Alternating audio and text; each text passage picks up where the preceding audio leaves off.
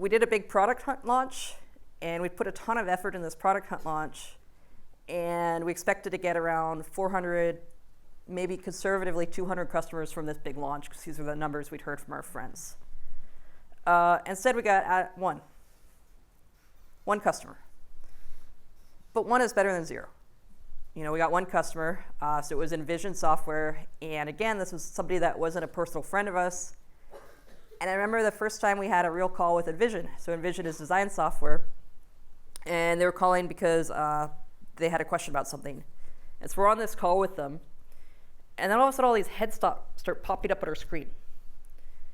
And it was because all the engineering managers are like, this is really important to me, and I want to also talk to the vendor. So like we're talking, John and I, my co-founder, are talking, also there's like, and suddenly there's like 20 people all talking to us, like, hey, we want help with this, can you help us? We're like, whoa, people really care, this is important. The final early customer I'll talk about was TrueCar. This was, again, a really cool customer. They came in cold, I didn't know them. It was a guy who was named very poetically Joshua Go, which is good for a car company. And I talked to him, and he said, we've built this in-house. I actually built it. I really like the internal framework, but we want to be the best car buying company, not the best infrastructure company.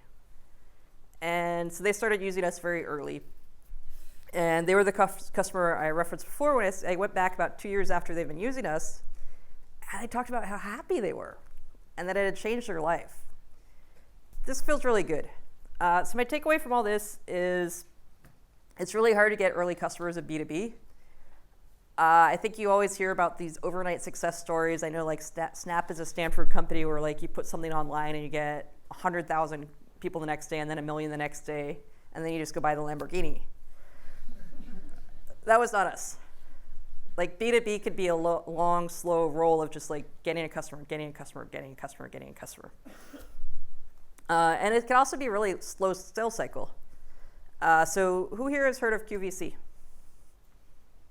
Cool. So QVC is a television channel where you could buy stuff. I knew QVC because actually when I was back at the plant company, we'd done an infomercial. So I'd actually gone down to their headquarters and taped this infomercial, which completely flopped. But so QVC was interested in using us at LanchDarkly, and I went out and talked to them, and they're like, well, this is really interesting, but we don't really understand feature flagging your technology at all.